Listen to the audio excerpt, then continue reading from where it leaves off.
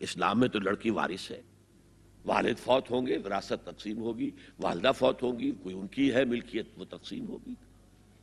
شادی کے موقع پر کوئی جہیز اسلام میں نہیں، قطعاً نہیں۔ غلطی سے حضرت فاطمہ کے جہیز کو جہیز کہہ دیا گیا، وہ جہیز کیا تھا؟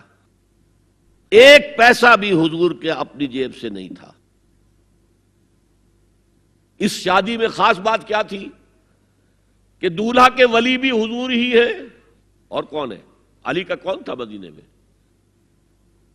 اور دلہن کے والد بھی حضور ہیں۔ اب حضور پوچھتے ہیں حضرت علی سے تمہارے پاس مہر دینے کے لیے کچھ ہے؟ عرض کیا میرے پاس تو کچھ نہیں ہے۔ وہ فقراء صحابہ میں سے تھے۔ فرمایا مہر تو دینا ہے، تمہارے پاس ایک زرہ ہوتی تھی؟ جی ہاں زرہ تو ہے۔ انہوں نے یہ سمجھا زرہ تو جہاد کے لیے ہے، کوئی وہ دولت تو نہیں ہے۔ فرمایا جاؤ اسے بیچو یا گروی رکھ کے قرض لے کر آؤ۔ وہ گئے، حضرت عثمان نے خرید لی، اور کچھ دنوں کے بعد واپس کر دی ہدیتاً، یہ زرہ میں ہدیہ آپ کو کر رہا ہوں۔ اس وقت اگر کہتے چھوڑو علی، کہاں تو لو میں پیسے دے دیتا ہوں تمہیں، تو ان کی طبیعت پر بار ہوتا۔ اس پیسے سے حضور نے کچھ پیسے گھر بھیجے اندر، دلہن کو ذرا تیار کر دو،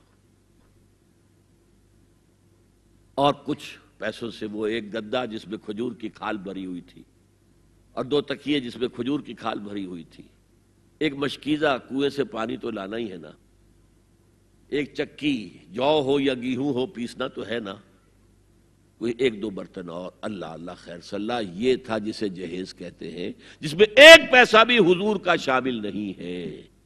وہ حضرت فاطمہ کا مہر تھا جسے بنایا گیا، ورنہ مدینے ہی میں دوسری آپ کی صاحبزادی کا نکاح حضرت عثمان سے بھی ہوا، کہیں ذکر ہے جہیز کا؟ حضرت عثمان کا گھر بھرا ہوا، ہر چیزیں موجود، وہاں تو جہیز کا تذکرہ نہیں۔ بہرحال یہ شادی کو آسان کرو، زنا کو مشکل بناؤ۔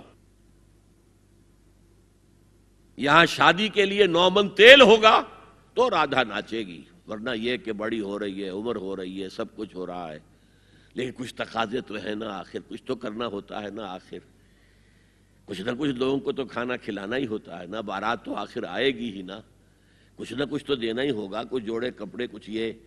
اسلام کا فلسفہ جو میں نے 4-5 باتیں آپ کو بتا، فلسفہ یہ ہے کہ لڑکی کے باپ پر ایک پیسے کا بوجھ نہیں، اس نے لڑکی پال پوس کے تمہارے حوالے کر دیا، اب اور کیا چاہتے ہو تم؟